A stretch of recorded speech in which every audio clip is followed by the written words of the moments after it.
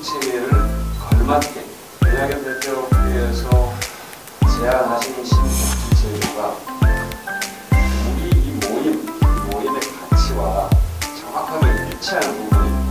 함께 해주셔서 대단히 감사합니다. 고맙습니다. 우리 김현명 수석님을 이 자리에 오셨습니다.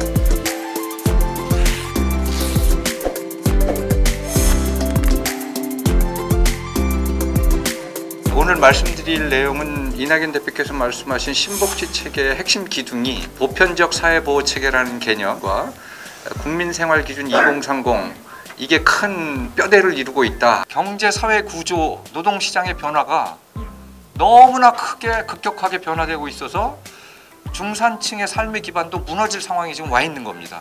거기서 사회적 취약계층이 나오게 되고 그래서 이거를 보호할 수 있는 시스템을 만들어야 된다. 그래서 대표적으로 내온 게 바로 보편적인 사회보호 체계라는 겁니다. 저는 이 보편적 기본소득이 왜 나왔는지에 대한 문제의식을 충분히 수용을 할 필요가 있다고 생각이 듭니다. 하지만 소득만 보장된다고 해서 문제가 해결되는 게 아니다. 보육 문제가 풀리는 것도 아니고 돌봄 문제가 풀리는 것도 아니고 부족한 공공보육시설, 공공요양제도가 풀리는 게 아닙니다. 절대 만병통치약이 아닙니다. 현대사회라는 게 워낙 리스크가 복합적으로 나오기 때문에 소득 외에 교육 문제, 의료 문제, 주거 문제, 돌봄 문제, 환경 문제 이런 것들을 종합적으로 포괄하는, 즉 인간의 재생산에 필요한 정책 모든 영역을 포괄해야 된다, 이렇게 생각을 합니다. 앞부분에 말씀드린 이낙연 대표의 신복지 체계가 갖고 있는 문제의식과 보편적 사회보호 체계 문제의식이 거의 정확하게 일치합니다. 이 국민생활기준 2030은 아까 말씀드린 보편적 사회보호 체계의 철학, 원리, 배경 이걸 다 수용을 한 겁니다. 수용을 하고 한국 상황에 맞게 좀 변형을 시킨 거라고 보시면 되고요. 그래서 목표는 2030년까지 우리나라의 사회보호 체계가 적정 기준 수준에 도달할 수 있도록 모든 정책적 노력을 기울이자.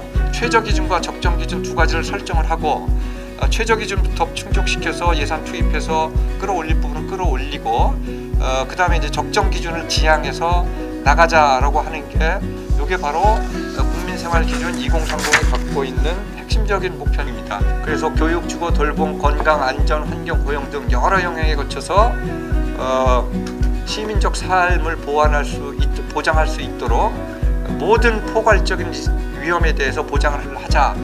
지금까지 말씀드린 게 신복지 체제를 구성하고 있는 보편적 사회보호 체계, 그 다음에 국민생활 2030의 핵심 내용입니다. 네, 감사합니다. 오늘 정말 귀한 말씀 해주신 우리 김현명 수석님께 다시 한번 박수 부탁드리겠습니다. 이 특강과 토론은 앞으로 계속해서 이어질 겁니다. 오늘 이렇게 큰 틀에서 말씀해 주신 것, 핵심적인 그런 주제들을 다시 저희들이 선정해서 또 특강을 듣고 토론을 해나가도록 하겠습니다. 여러분 새해 복 많이 받으세요. 고맙습니다. 네.